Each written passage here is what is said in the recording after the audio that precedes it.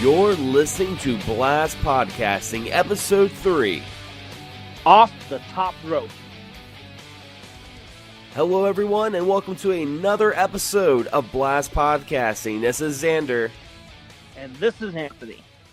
And we have a very special show for today. We actually have our very first guest on the podcast, a good friend of mine and a great YouTuber, great gamer, but he's also a pro wrestler. We are joined by none other than the Forger of Pain, the Gamers Champion, Karcamo. What's up, Karcamo? What's up, my Karcamaniacs out there? This is Karcamo, the Forger of Pain, baby. And thank you, Xander. Thank you, Anthony, for having me here. I'm pretty excited. Let's do this. Just All don't hurt right. me. He's like, don't hurt me. But no, Don't worry, guys. I come in peace. Not in pieces, in peace. But it's going to be a pretty interesting show because, tell the listeners a little bit about you because, like I said before, you have a pretty good reservoir of things that you do. I mean, I found you through YouTube, through like video games because you have a gaming channel, and then I was just like, at first I saw your content, I'm like, okay, well he wears face paint, that's interesting, and I was like, oh well, he's a professional wrestler, that's even more interesting. So tell some of our listeners a little bit about that. Well, actually, most of the things that I have in my life, I owe it to gaming. That's why I made a gaming channel, and since I can remember, I've been gaming. So the first console I ever had in my life was an Atari 2600, thanks to my dad. And, when you're a kid, sometimes you're like, you want to be a fireman, policeman, and a doctor, whatever what you say when you're a kid.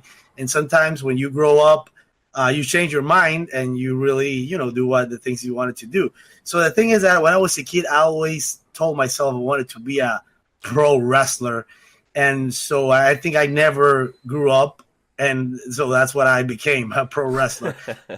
Yeah, and I gotta admit to it, it's pretty cool that everything that I do is everything that I loved and still do when I was a kid, because you met the little Karcamo like 25 years ago. It was also the same, like video games, wrestling, films, and but what pushed me, to make those decisions was actually gaming. I remember when I created myself in a pro wrestling game, it was actually WWF Attitude for the PlayStation, and yeah, that was a good game. I remember that. Yeah, it was a good game. I think that was by Acclaim. And the only thing I remember about that game that it was, now the move said it was kind of hard. Like they were still with the Mortal Kombat-ish input buttons that you had to do. I remember like for the Tombstone, it had to be like up, up, down, down, then like circle and stuff like that. Oh yeah. I don't know if you guys ever played it. If it's the one I'm thinking about, was it the one that had the first, maybe not the first, but a character creator in it? Or am I thinking of another? Yeah, it was one of the first for the PlayStation, but I think the first for the PlayStation was Warzone. And after Warzone, in Attitude, they really expanded upon that feature. And so anyway, the thing is that I created myself, but I wasn't always with the face paint. Then it came WWF, Just Bring It, and that was the first time I actually created myself, pretty close to the face paint I'm wearing now. And when I visualized myself like on the game, that was when I knew like, okay, that's what I want to be. And we're talking about, that was like back 2001, I think. Oh wow.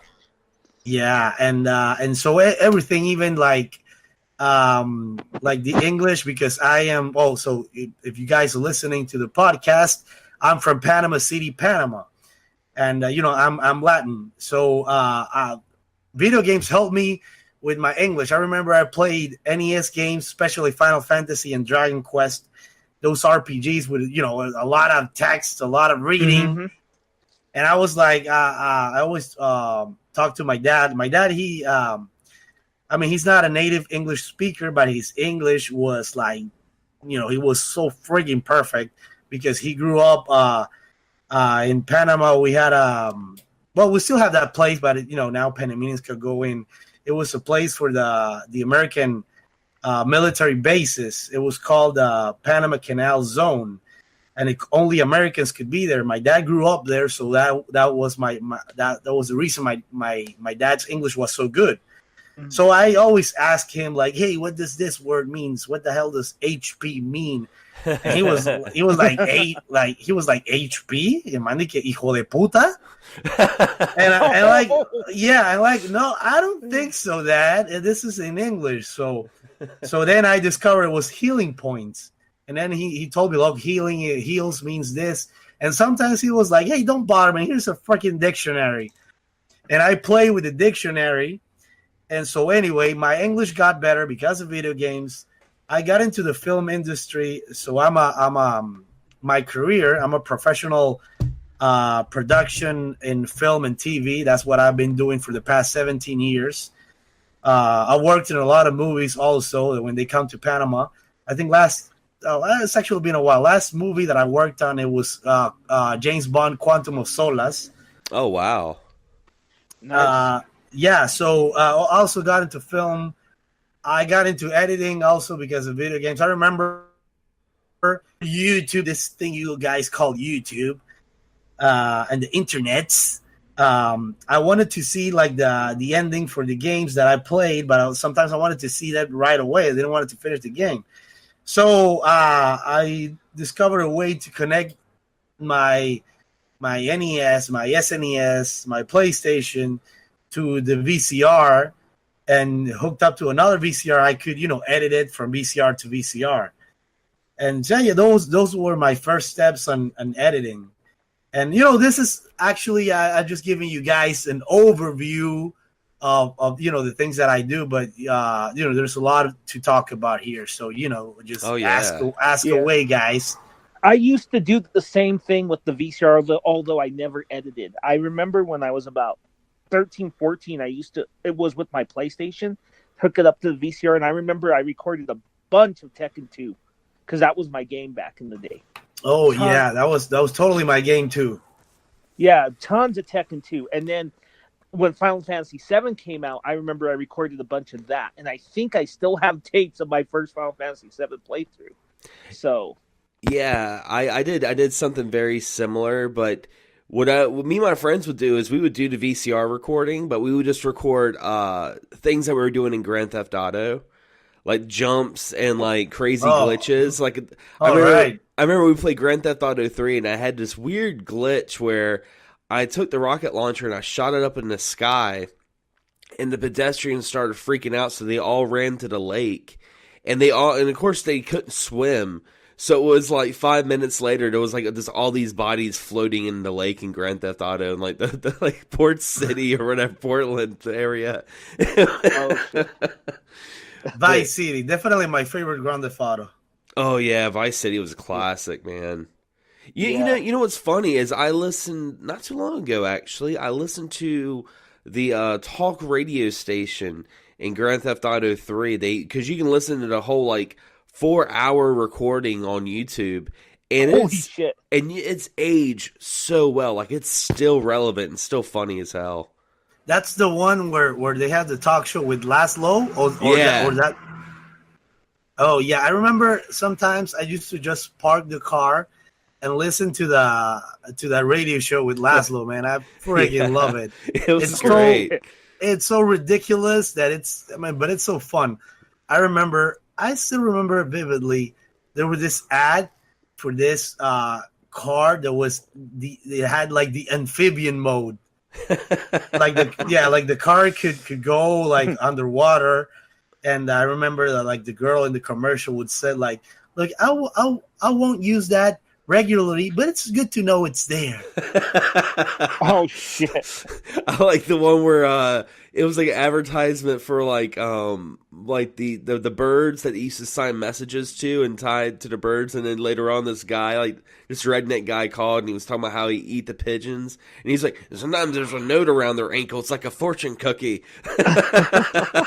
Oh shit!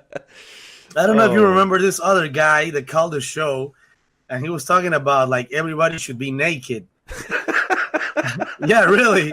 And the guy said like clothing, it was just like a ruse, like a government thing. Yeah, like to control us. And Laszlo was, what the hell, man? Are you kidding me? Like, you were saying we should all be naked. And he was like, yes, take your clothes off and stuff like that.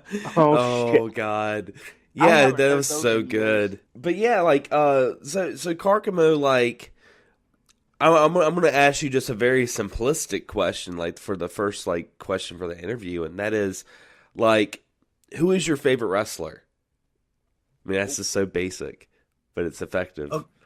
Okay, do I have to mention one? Can I be at least the top three? Okay, top three. I'll give you that. Okay, I'm gonna do this with another follow-up question.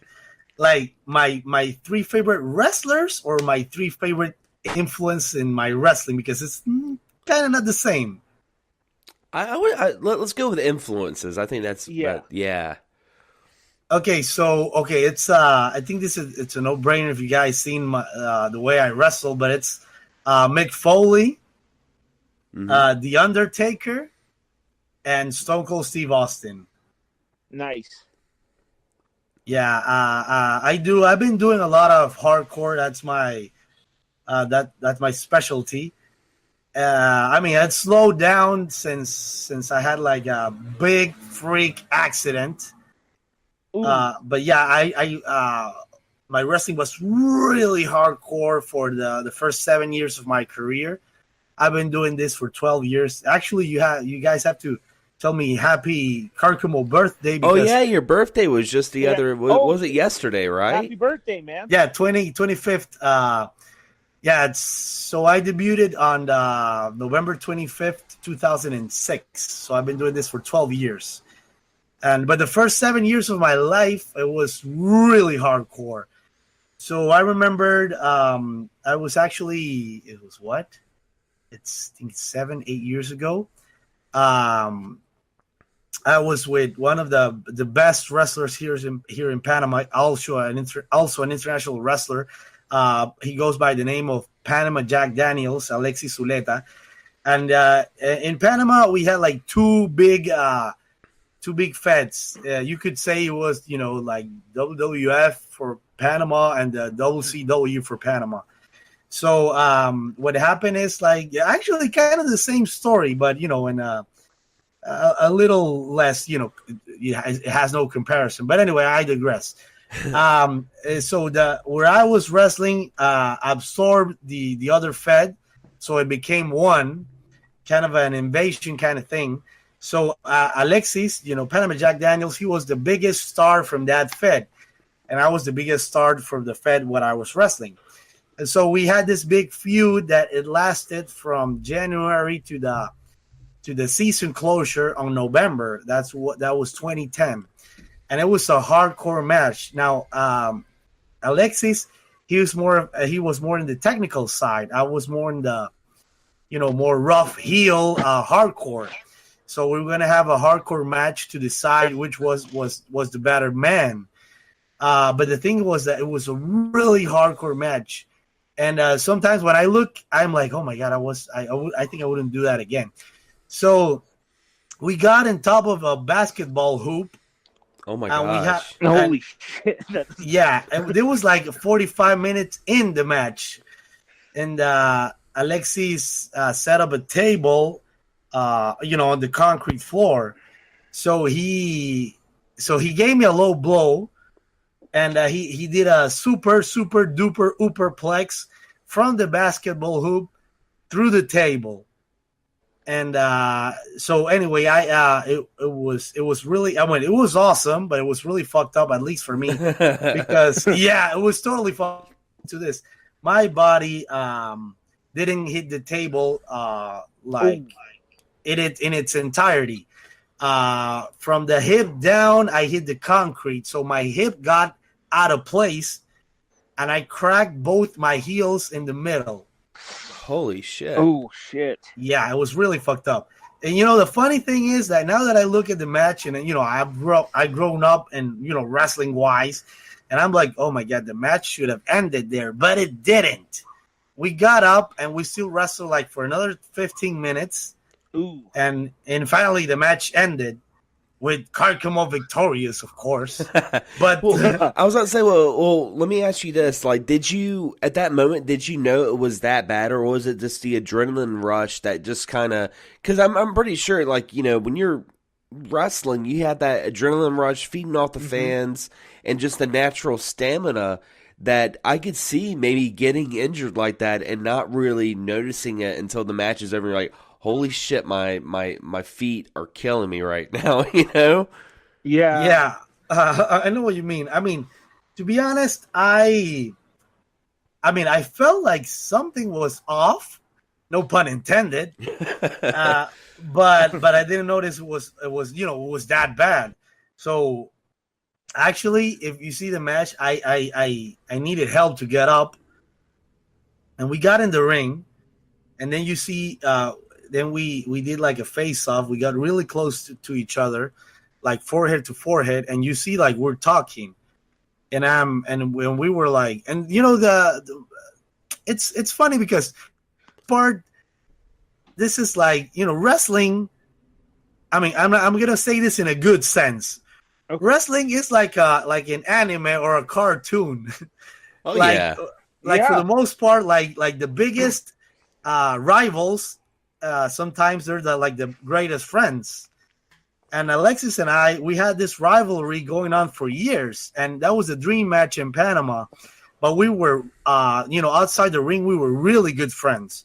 We respected each other, and so we took each, we had a lot of respect. So when we got up to keep the match going, we were talking to each other, and he was like, "So are you ready to do this?" He told me, and I told him back, like, you wanna keep doing this? He was like, yes, and like, okay, let's make history here. And then we started to after we said that, we started to hit each other. So you're absolutely right about the correlation with wrestling and anime. I agree 100% with that. I was talking to my friend about this a few weeks ago, and I think even Xander, that I believe there's a correlation between wrestling and fighting games. I think, the way fighting games have been structured, if you look at Street Fighter 2 through Super Street Fighter 2 Turbo, you can see the wrestling influence, like with the super move, that's like the finisher in wrestling. I don't know if you'd agree with that. Yeah, no, I totally agree. It's funny that you say this, Anthony, because when I was a kid and I played Street Fighter 2 for the first time, I mean, obviously, it goes without saying that I was, my mind was blown because of everything, the gameplay, the graphics, the music. And I never noticed it before. And I think many people, I'm not saying this in a bad way, take for granted that not actually Street Fighter, like Japanese, for the most part, they love wrestling. Oh, and I actually... like a couple of, I think it was also maybe 2 weeks ago, I just uploaded a video that it took me about a month to make about my top 10 favorite pro wrestlers in gaming history, not just fighting games. But I was as I was doing the video, and I was editing the video and writing and doing the research, because I've been gaming my whole life, but you still have to you have to make research of the stuff you're writing. Mm-hmm. So, and I noticed that in almost every fighting game or beat 'em up, even RPGs, like they have a couple of wrestling moves, especially the German suplex. Oh yeah. Like really, like I'm just gonna say on the top of my mind here, like example, like Street Fighter, Vega, Guile, Zangief, they all do German suplex. I'm not even talking about Super Street Fighter. I'm talking about regular vanilla Street Fighter 2. Then you have your Street of Rage where, Axel and Blaze, they do German suplex. Obviously, Final Fight. Leon Kennedy, he doesn't do a German suplex, but he does do a belly-to-belly suplex on Resident Evil 4. Even like Sailor Moon fighting games on beat 'em ups, they actually do German suplex. I remember you pointed that out. The wrestling moves, even in like Final Fantasy VI. I was like, oh shit, I forgot all about that. The Sabin moves, huh? What was that? Yeah, Sabin. I say, Anthony, what was that? The Sabin move. Sabin, the character in Final Fantasy VI. Yeah. Yeah, when you could German suplex the train. Yeah. That's crazy. That made it into my list. Which is a really good video, by the way, that folks should definitely check out. Yeah, I appreciate the shout out. So, the thing about Sabin, I don't know what the hell what happened when they did the City NT, the last one. They didn't include Sabin. Yeah. Yeah. That was a missed opportunity, man. They should have included Sabin and have his super move that maybe, I'm just thinking this right at the top of my head, that he would suplex the train and then the train maybe would go on top of the opponent and explode or something. I don't know. That'd be so awesome. Oh, shit. You just reminded me. Does wrestling moves in her limit break in Final Fantasy VII. Yeah, I know. Yeah. I just remembered that. What was it? Isn't one of them, isn't it a German suplex? Or what? I know it's some sort of grab. I think Tifa does like some sort of a spinning pile driver. Okay. But yeah, I remember and if you really, like, I could do a whole video just about influence, like wrestling influence in video games in general, because there is a lot. And whenever I did a video also, this was like maybe 2-3 years ago, I did a Sailor Moon video. I gotta give a quick shout out to my friend Jimmy Hapa that helped me a lot, and Kid Shoryuken. And so anyway, but I was recording the gameplay for the video. Like, most of the Sailor Scout had wrestling moves, like at least one. Like, I don't remember if it was Sailor Mercury, but there was DDT, there was German suplex, there was like Huracan Rana. I was like, oh my god, like really, like the Sailor Scouts, if they did that in the anime, that would have been more awesome. Oh yeah. Oh yeah. Well, I'm sorry, Xander. Did you have No. I was about to ask if you had a question. You read my mind. Oh, cool. Yeah, I did. Going into that, one thing that we see in a lot of Japanese games too, wrestling influence, is the Hulk Hogan. I was gonna say Hulk Hogan caricature, and like that. I think some people, they'll think, oh, they're just influenced from WWE. But a lot of people forget Hogan was super huge in Japan at one point before he got big here, correct? And that's where that right. caricature comes from, right? Yeah, there's a game for the Genesis that never made it to America. I actually own it. I had it import for the cover, and actually like the main character. I mean, you see the cover and that's Hulk Hogan, but obviously he's not named Hulk Hogan. But they didn't even try to hide it. Like, for example, in other games, let's say World Heroes, there's this character that's called Muscle Power. And I think in the first World Heroes, it's actually Hulk Hogan. It's Hulk Hogan, man. Come on, don't fool us. It's Hulk Hogan. So what they did on the second World Heroes, not to be so obvious, so the guy shaved his mustache, but still Hulk Hogan.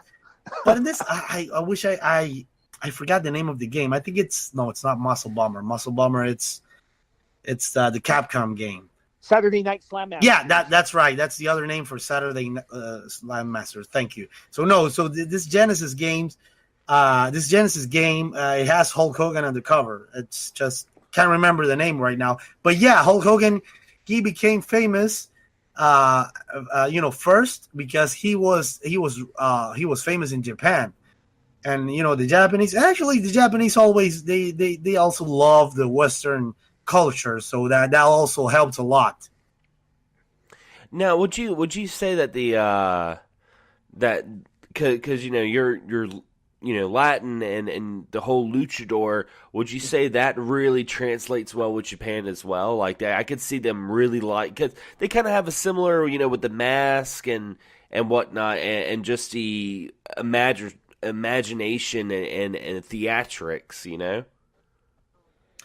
Yeah, I mean, well, at least here in most Latin American countries, you'll see that for the most part, like there's a lot of masked wrestlers because we had a lot of influence from Mexicans. Actually, for at least in Panama, it was a Mexican that brought us the wrestling, lucha libre, and to be totally honest, at the beginning I didn't like that that much because my family is also from Panama, but I grew up with an American culture. Because I lived in the Panama Canal area that was filled with Americans, with gringos. So a lot of my neighbors, my neighbors were American, and my dad also grew up in an American culture. So it was kind of a mixed bag.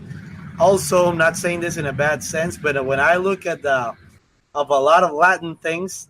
At the beginning, like I didn't like it that much. I wasn't into it. But when sorry, the alarm. Should we wait it out? No, it's all good. You can barely hear it. Okay.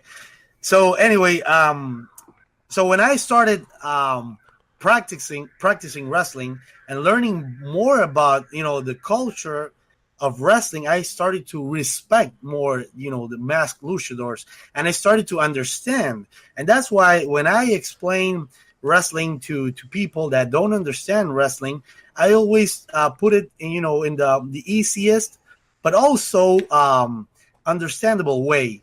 That is that wrestling, luchadors are like modern gladiators or modern superheroes. Mm-hmm. And I think that's the best possible way to see it because, and also, if you watch my video, you'll notice, and also gotta give you guys a quick warning. It's a long video, but I couldn't help it because it only has like the jokes or entertainment value. I like to to teach and to share stuff with people, and for example, when I talk about masked luchadors, I went not off rails, but I started to explain why they use the mask and stuff like that. Mm-hmm. So when people like, why you wear the silly mask? Because there's still people like that, that look they think it's silly, and I'm like, so when I tell them like they're superheroes, they're trying to hide their identity. And they're like, oh, yeah, I get it. And so I was talking about my video because so I'm going to say which entry was, but let's just say King is in my one of my favorite wrestlers of all time in gaming. And mm-hmm. King is based on Fray Tormenta, a real-life luchador that he wears a mask because he was a priest. And you might also, it sounds familiar because of the Jack Black movie. That, to be totally honest, it's an entertainment movie, but it didn't do justice to the actual story. Because I think I also love that movie like a bajillion years ago. But when I started wrestling, it's like I like it, but I don't like it as much because it concentrated too much on the comedy. That kind of the mystery and the actual story, it got lost into translation. So what happened is that Fray Tormenta, he was a priest, and he was trying to get money for the church and the orphanage. So and he started wrestling. And that's what he wore. He wore a mask so they wouldn't recognize him. and he's still alive today. And sometimes he even would do like the I don't know how to call it, the service, right? The mass. Right. He'll do it with his mask on, and it's fucking awesome. That is pretty sweet. Oh, go ahead. I'm sorry. No. Go ahead, Anthony. I was just going to say, going to the earlier part of your story about that sort of cultural difference of you relating to Western such and not, I guess the Latino side. I'm Hispanic myself. So I you are? Yeah. Oh, cool, man. No ounce of Spanish though. I'm an English major for a reason. So there you go. But I grew up in that world where like we would watch the Lucha Libres, and there would be the American things, and I would reject the Mexican side of things. That I was growing up around. So I relate that. But now that I'm older, I understand where you're coming from. That happens, and. And like I said before, for the most part, it's the ambience when that you're related, where you grew up. So obviously you'll go towards more of that side than another. But it's it's pretty. I think the word's beautiful when you grow up and you understand everything, and you start to appreciate. You start to appreciate everything. For example, let me tell you something real quick about why I use a face paint.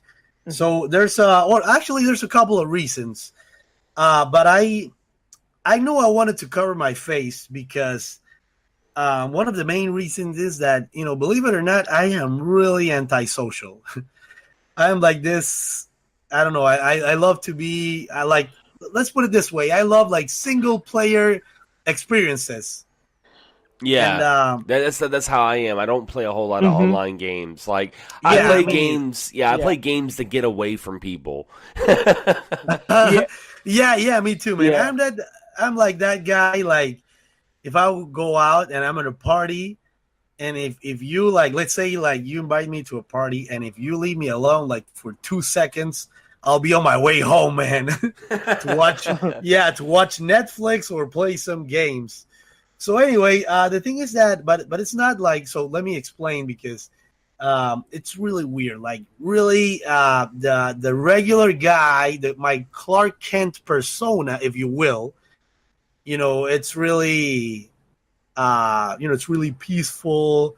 He doesn't talk a lot, but when I am the Forger of Pain, I'm really sociable.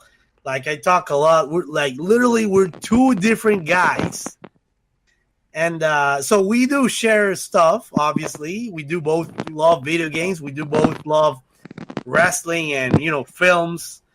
And but at least the social interactions, we're totally different guys. So the thing is that, so when I have a face paint on, obviously I'm ready to be out there with the people and, share and talk. I would never say no. It doesn't matter how tired I am from a match, or if I had a long day of media coverage. If I had the face paint on, I would never say no to an autograph or to a picture. But that's why, if I want to be, I don't want to talk to anyone or anything, I would just be out there without my face paint. So that's why for me, it's really easy in that aspect. So, so real quick, why the face paint? So and I think this could be maybe an opener for another topic. It's still related. The first clown I ever saw in my life, it was freaking Pennywise. Oh, so, yeah. From it. So my dad. The first one to see. Yeah, I know. That was like the first. Imagine yourself. I'm a freaking kid. And okay, so kid, let me introduce you to what a clown is. Here we go, Pennywise. Good luck. Yeah, I know. So my dad, he didn't have the best parenting skills, but I still love that guy. Man, I still love that guy. So anyway, my dad was the same way. I would go visit my dad on the weekends, and he would be like, yeah, let's watch Nightmare on Elm Street and Pumpkinhead and Child's Play. I'm 5 years old. I'm like, whoa. And that's how I am as a dad, because I have a 12 going on to 13, and we started watching horror movies like that. Like he's a big Chucky fan now because of me. So Yeah. Well, Yeah. Godspeed, Anthony. Thank you. Godspeed on your parenting skills, because just the worst case scenario, your kid might turn out like face painted pro wrestler that spits fire. Dude, I would love that. I would be super happy if he turned out that way. Okay, so you're in a good parenting path. So anyway, look what happened in Panama. Also, what was really rampant for years, we had a lot of piracy, but you have no idea. Like before Blockbuster, in the 80s and the 90s, even early 2000s, they were like video clubs everywhere, in every corner. Like in just in one street alone, there will be like 5 video clubs. So, and my dad, he was a really film buff, and he was, and so to have a membership in those video clubs, you just needed like a driver's license. You didn't have to pay anything. And my dad was like, he had like I don't know, like 100 memberships in these video clubs. So he rented a lot of movies. And my dad, we're talking about the 80s, so B movies, horror movies. I think that was the genre for the 80s. Oh yeah. And he rented a lot. He rented like 5 movies a day, man. Right now, I just trying to watch one movie, and I don't know. I fall asleep. I don't know how I had the energy back then. So anyway, I digress. The thing is that so yes, that's why I watched Pennywise, and I was scared shitless of clowns until I was like 13 years old. I kid you not. But at the moment, I knew I wanted to be a pro wrestler, but I wasn't like, oh my god, I'm gonna wear my face paint. And that's why I say it's an influence, because if you see each other back to back, we don't look alike. But the also funny thing is that Karcamo, it kind of something happened, kind of like Batman Begins, but before Batman Begins, because when I decided I wanted to wear the face paint, one of the things that I said to myself, it was like, because I wanted to inflict fear and horror to my opponents. And so a year later, Batman Begins came out, and kind of the same thing happened. I'm like, okay, that's kind of cool. So that's why I wear a face paint. And something. Okay, I sorry, but I gotta say also this story because it is interesting. You've seen, I Spit Fire, right? Right. So another influence. I mean, this came way back, obviously after Pennywise. But I love Sweet Tooth from Twisted Metal. Oh yeah, yeah. The crazy serial killer clown that drives the ice cream truck. Yeah, I was about to say real quick. Sorry to interrupt you, but I think Anthony was saying something. I couldn't hear him though. Oh, I was just gonna say, the mascot of that series. Yeah. Yeah, the only video game series that uses a serial killer as their mascot. Yeah, I know, man. David Jaffe. Crazy, but cool guy, man. I met him once, but anyway, maybe that's another thing. Is that when I watched Twisted Metal and PlayStation, by the way, my favorite console of all time, PlayStation 1. So, yeah, man, that's the console that made me an RPG lover, man. JRPG lover. So when I watched Sweet Tooth, and I remember I used to date a girl that she was her family were like circus freaks, literally. What? Like yeah, I was dating a girl that she was I don't know how do you say this in English, contorsionista. You know that, Anthony, do you get it? Contorsionista. Yeah, I've heard that term. I understand some Spanish, so I know what you're talking about. Yeah. So that's like the people that I think the word is contort their body. They can bend their body and. Oh, so she was like double jointed. Yeah. Yes, contortionist. Thanks. Yeah. So anyway, I was dating her, So you can imagine how the sex was. Everyone was thinking about it. I know. Everyone. Yeah, I know. I had to say. I know you guys were thinking about it. Come on. It's like that Seinfeld episode. You ever see the one with the gymnast? Yeah, of course. Yeah.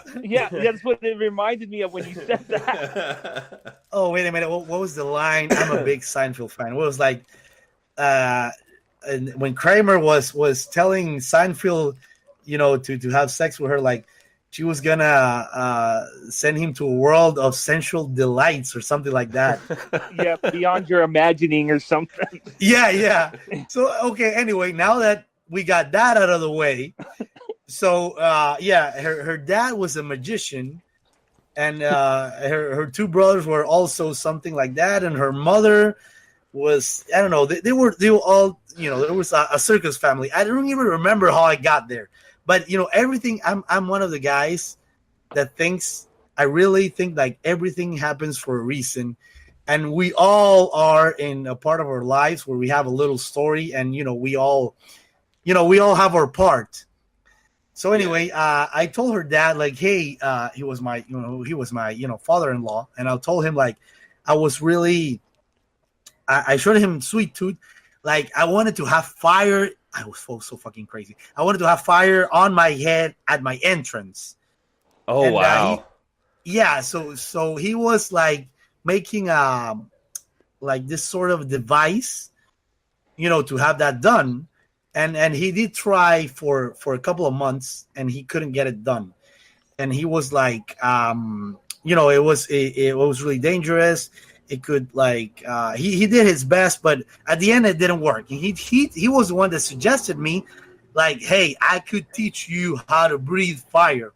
Like, would you be interested in doing that? I'm like, yeah, hell yeah, no pun intended. So and he taught me how to breathe fire. And so the other thing is, I've been breathing fire for 12 years, but I'm actually a professional fire breather as well. So I've been doing this.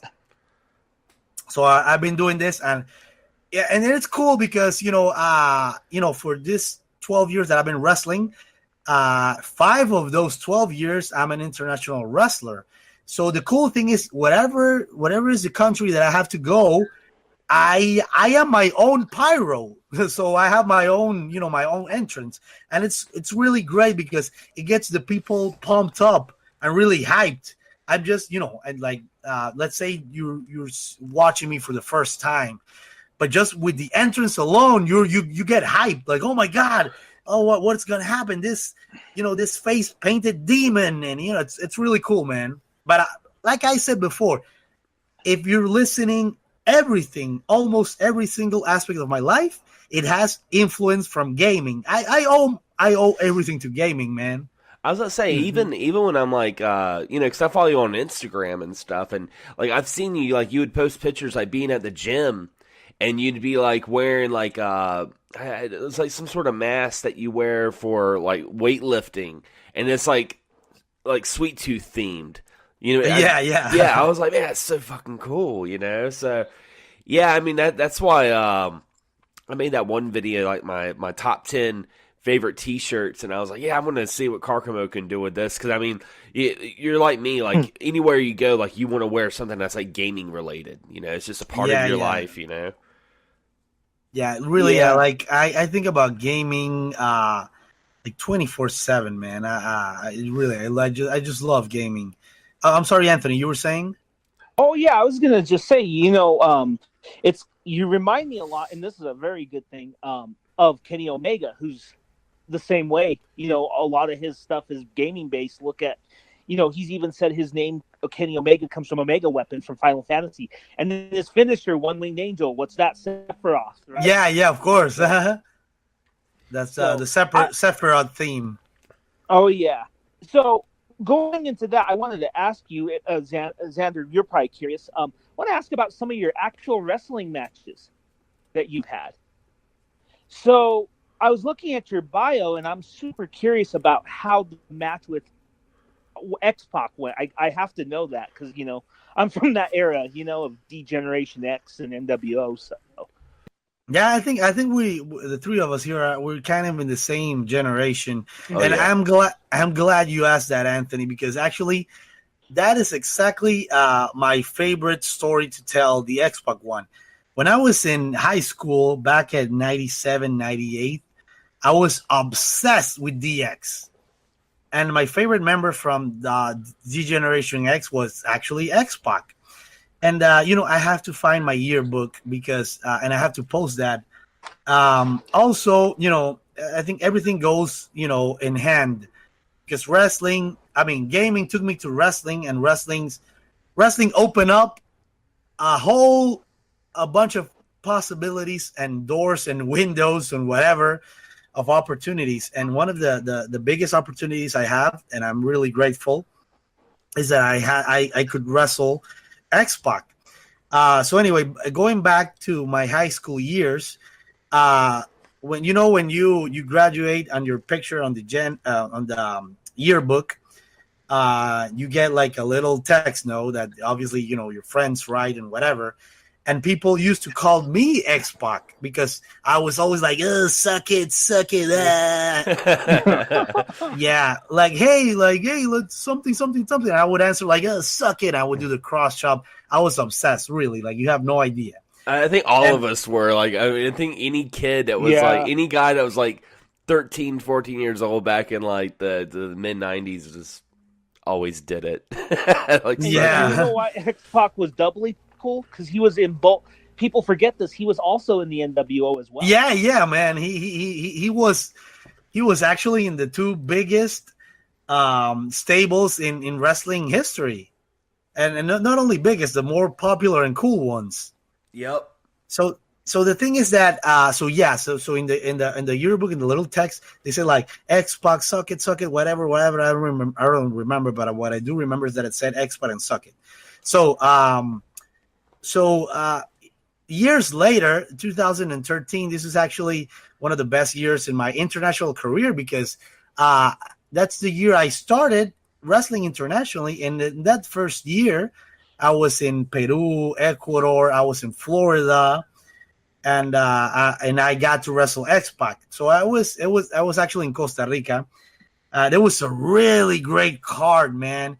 It was in the card. It was MVP, Carlito, Ken Shamrock was there.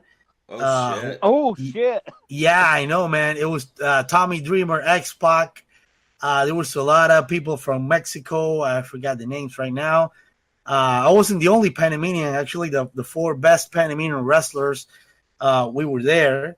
And so anyway, I was there, and I didn't get to know. I still, sometimes when you go to not for the most part, but when you go to a card, to a match, sometimes you didn't even know who you're wrestling with until you get there.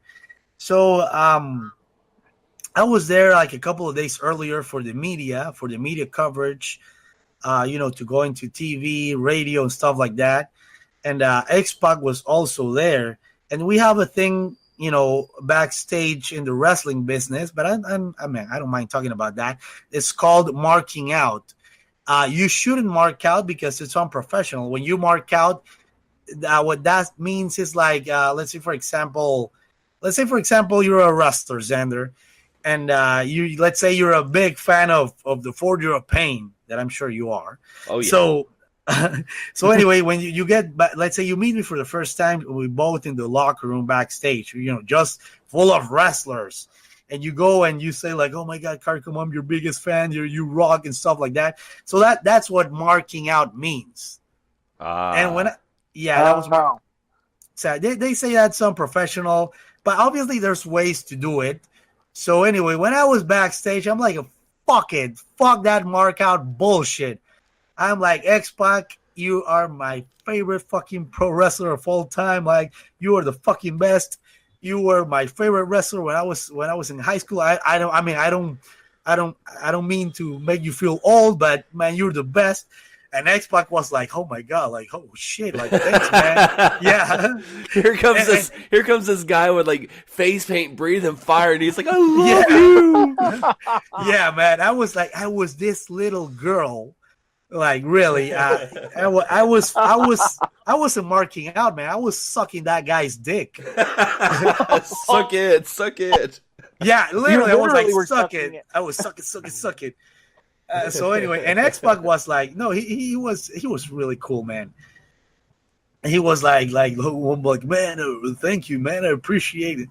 And I'm like, so okay, now that I got this out of my system, like, I'm sorry if I kick your ass in the ring, but I had to tell you this first because if I didn't, I don't know how would I perform in the ring. Yeah. So anyway, I got that out of my system, but it was how do you say that word? It was surreal. Like I couldn't believe I was in the ring with one of my childhood idols. Oh yeah. And really, I don't mean to make like, oh my god, like how old can XPac be? But that guy, he can really move. That match is also on my YouTube channel. And the other thing, it was like a double whammy of surrealness because it was a tag team, and I was also part of my tag team partner was also one of my favorite wrestlers of ECW. It was Tommy fucking Dreamer, man. Oh shit. So it was Tommy Dreamer, me and Tommy Dreamer against XPac and a guy from Costa Rica called Garok. But like to this day, I mean, I've had a lot of other breakthroughs in my wrestling career, but to this day, that's like the most memorable moment I've had. Oh yeah. I mean that is pretty crazy. I mean, I can kind of relate a little bit with that because it kind of makes you think of because I play music and I've played with bands and I've opened up for like some bands that I've grew up listening to. Like I've played with Michael Graves from the Misfits. I played with him twice, and it was just so surreal. Like meeting Michael Graves, I'm like, I listened to the Misfits when I was on my bus to high school, and here I am like opening up, going to Waffle House and eating with them. It's really fucking weird. It's really weird when you meet people that you kind of grew up with, and you it's not so much like you meet them in a fan way or like it's not the same as like going to a convention and meeting your favorite voice actor. Definitely it's not the same. It's like you're in their field. It's just like it's a very weird feeling. Yeah, man, I know what you mean. I know exactly what you mean. The other thing that for the most part, I try, like, sometimes I'm like, oh, come on, like, take it easy, don't mark out, because and for the most part, I'm gonna totally be honest here. There's some of unwritten rules of wrestling that I don't agree, but it's part of the tradition, so I have to respect it, and I do. But at least I think, like I said before, I think there's ways that maybe it won't be frowned upon in the locker room. For example, it happened to me also last year in Peru. I think that was the biggest card I ever been, and it was a really long show. It was I kid you not, it was longer than WrestleMania. And it was like, oh, yeah, man, it was, I think it was over 50, maybe even 60 wrestlers. And it was like the best of every country. It was Alberto Del Rio was there, Carlito, the Hardy Boys. It was Cero Miedo from Mexico. There was the guys from Chile. Chavo Guerrero was there. Was the other? The one that used to be Evan Bourne. That's not Evan Bourne anymore. What's his name now? It's Matt Sydal. Mike Sydal as well.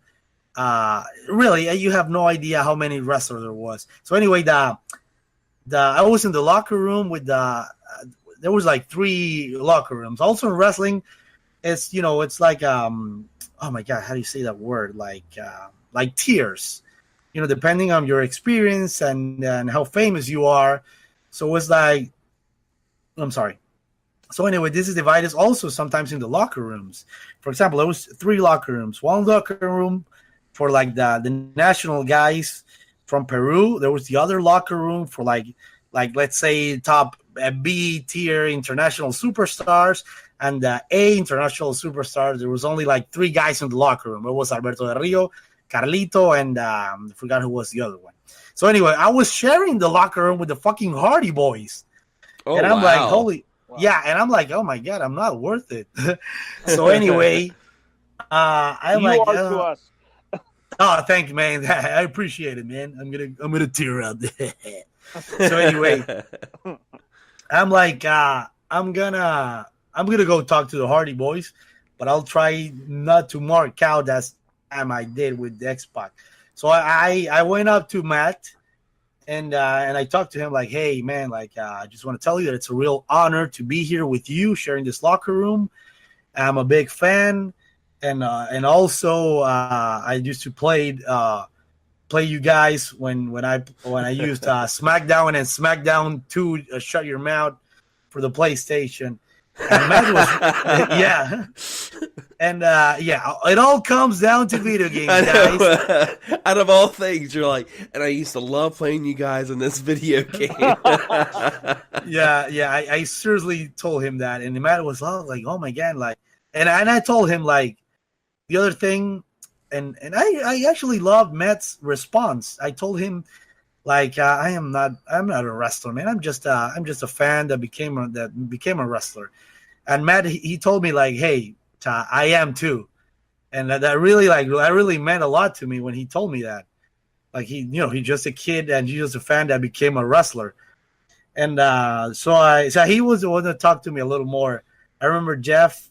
Sometimes also when you're about to wrestle, we all have our little routine.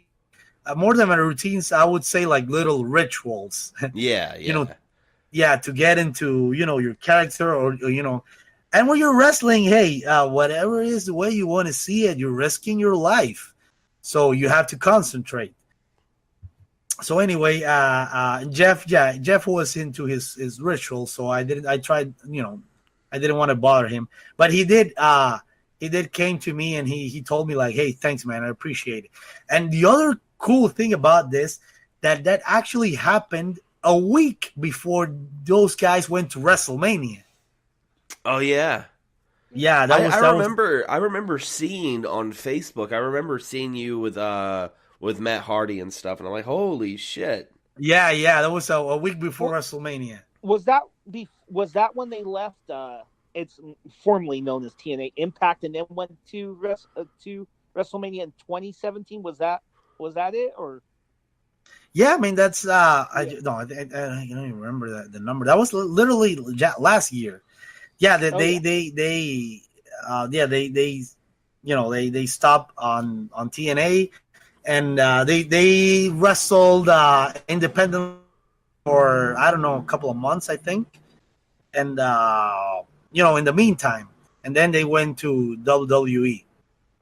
Okay, I remember when that happened. Oh yeah. So that's the time when I marked out in a more, let's say, less girly kind of way. Well, I was about to say because we're running close to time. I looked at the clock. I'm like, holy shit. So are there any like ending questions or anything like that, Anthony, that you wanted to ask Karcamo? I have one last question because I have a story to go with this question.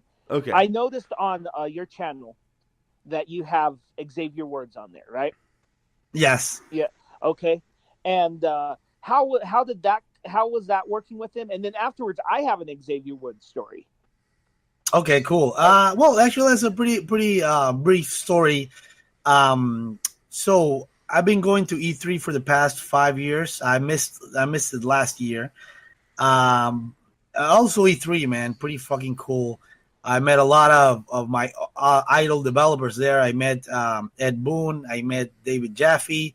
I met Charles Martinet, the voice of Mario, and and a lot of cool people. Also, many cool YouTubers.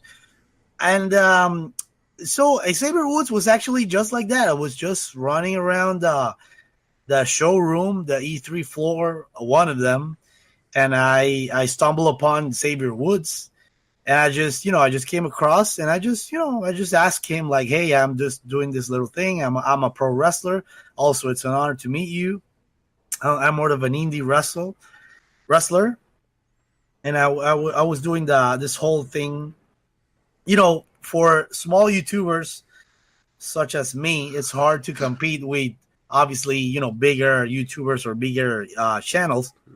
I was like, you probably intimidate the hell out of them too, because you're like this huge like pro wrestler coming up with your face paint, and you're like, "Hey," I was like, "Can you help me with this video real quick?" And like, you got your fire ready to just blow in their face. Yeah, man. Collaboration with me.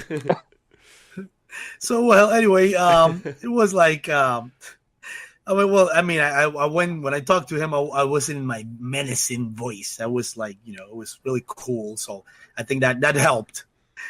So the thing is that I wanted to do like a different type of content. So I did this, thumb wrestling kind of thing with famous, quote unquote, famous people. So that was the thing with Saber. I told him we were gonna thumb wrestle, and we did, and it was pretty cool. And that was kind of it. It was just that, but it was also pretty fun. It was pretty cool guy. He's really like down to earth. He's really like fame hasn't gone up to him or anything. He was really cool about it. So yeah, that's like my quick story with Xavier Woods. Oh yeah, I have an interesting story. I don't know if it's that interesting, but it's pretty cool.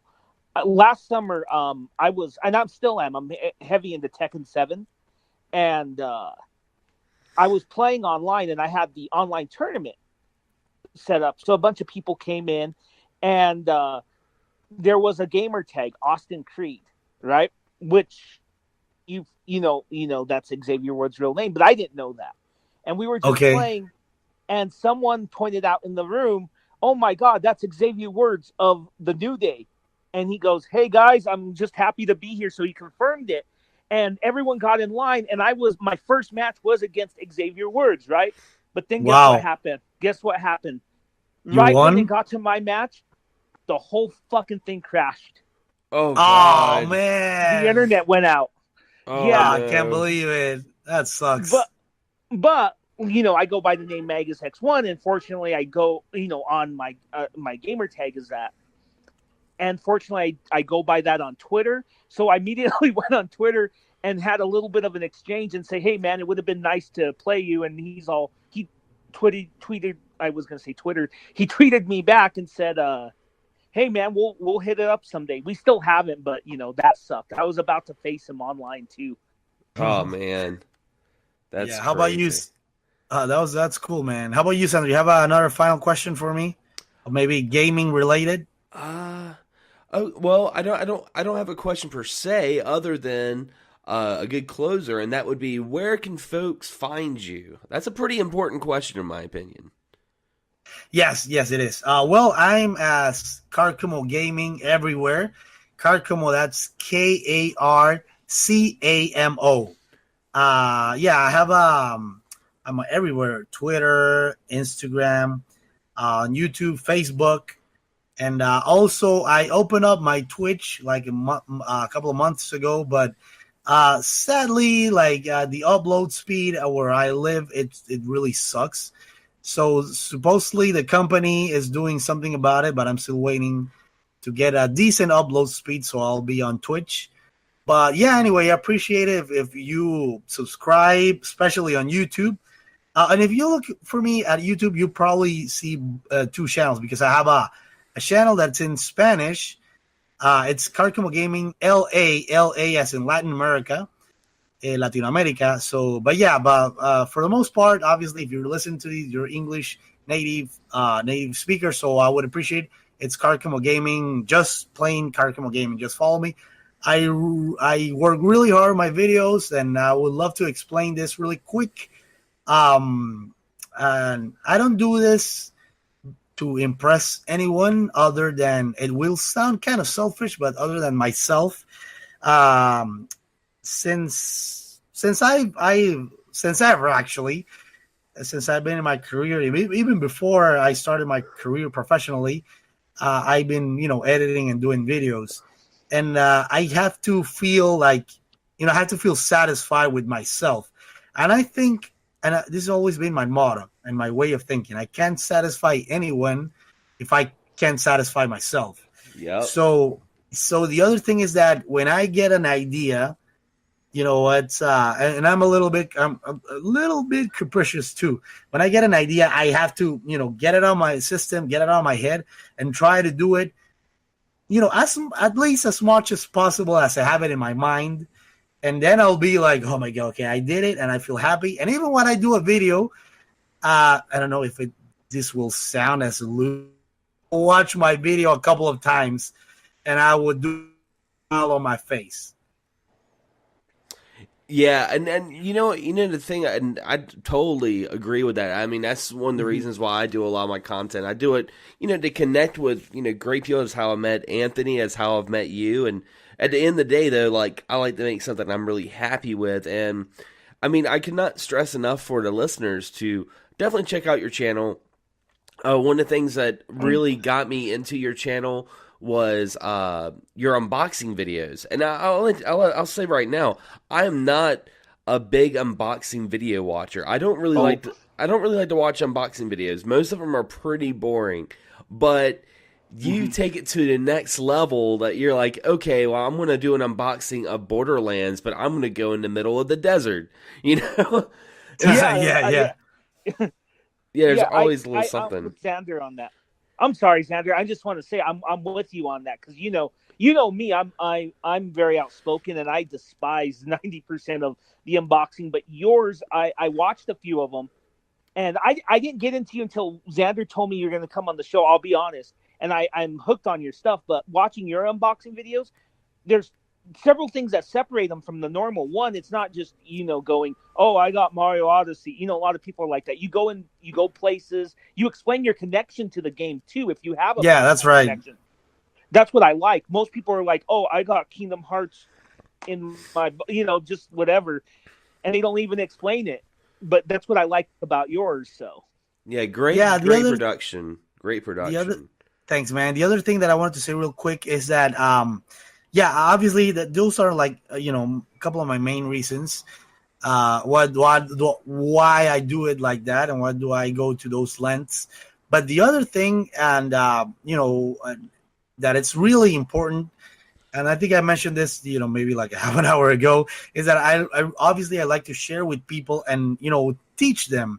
I mean, obviously, those like what's that name? That content that it's that content that it's filler for your channel. I mean, that's cool, and sometimes you need to watch something that you don't have to use your mind, and you have to watch like entertaining stupid things. Like I'm into entertaining stupid things. Like, for example, I love Sharknado, man. Yeah. I fucking love Sharknado. Sometimes you just have to turn off your brain and enjoy. Okay, that's I think we can all agree with that. Oh yeah. But for the most part, I like to leave something that you just watch this video and you left the people with something good, or they learned something, and that's what I like. I love to teach and not only share my experiences, not only share my connection with the games, but also teach something. That's why, and I think that's the one of the main reasons that I'm really passionate about my YouTube channel. And I think that's one of the main reasons sometimes my videos get a little longer than they should. But I don't know if Xander was the one that told me, or it was Kid Shoryuken, but somebody mentioned like hey, the number one entry alone, or some of your entries on your top 10 could be like videos on themselves. Like it could be like just a single video. I don't know if you get what I mean. Yeah, I remember I was telling you about that, because I was like, yeah, you kind of build you make your first YouTube video with like something that can trail off into another video. That way, the way the YouTube algorithms work now is YouTube really likes to look at stuff like Netflix and it likes for people to binge watch a channel. So if you can kind of make a video and then your next follow-up video make something that can trail off of it, and someone watches your one video and they're like, oh, he's got a part 2, I'm going to watch that, and they end up just watching like a whole little series, it really helps out your channel. It's interesting how they did that. Yeah, man. But yeah, I think this is going to wrap up the show, though. It's been amazing to have you on the show, Karcamo. I'm so glad that you got to be our first guest. You're our first guest on the show. Yeah, thank you, Xander. Thank you, Anthony. And if you guys want to have me over, I won't mind. Trust me, there's a lot of things we didn't talk about. Oh yeah, because I love horror. I think we with gaming, we barely touched gaming. We started more of my wrestling career. Mm-hmm. I love anime too. There's a lot of things we can talk about, and take that into consideration. I would love to be a guest if you guys want me, to be here next time. Oh yeah, definitely. We'll do a definite. If we can do another possible Star Wars episode, we sure as fuck can have you back because you're awesome. Oh man, I love Star Wars. Yeah, we love Star Wars not so much these days. If you watch our episode. No, trust me, me too, man. But I'm just gonna leave you guys with this. I'm into the side that I actually love The Last Jedi. I love that movie. Oh no! Oh God. That would actually be a really good episode because me and Anthony didn't like The Last Jedi, but that's okay because that's it's all good. Right. Yeah, yeah. It's because debates and colorful conversations always welcome. Like I love The Last Jedi. I think polarizing Star Wars movie ever. Oh wow, that's gonna be quite an end note. yeah, but don't you think so? It's like literally the Last Jedi has divided the Star Wars fan base. Literally 50-50. It really has. Yeah, it really has. Yeah. And if anything, The Last Jedi, though I didn't like it, it made me even more curious about Episode 9. I'm like, how are they going to do this? Like that? Yeah, I know, man. Oh my God, I can't wait. And I think we can all agree that the Canto Bight thing sucked. Oh yeah. Yeah. That was pretty bad. I've never seen anybody defending that part of the movie, man. That was the worst.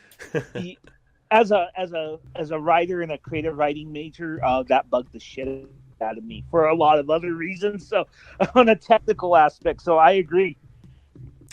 But yeah, guys, this concludes another episode of Blast Podcasting, and we are going to have Karcamo's YouTube channel in the description of this episode. So if you guys enjoyed the episode and want to know and see more of Karcamo, definitely click the link, and you should anyway because he's awesome. And thank you again, Karcamo, for being on the show.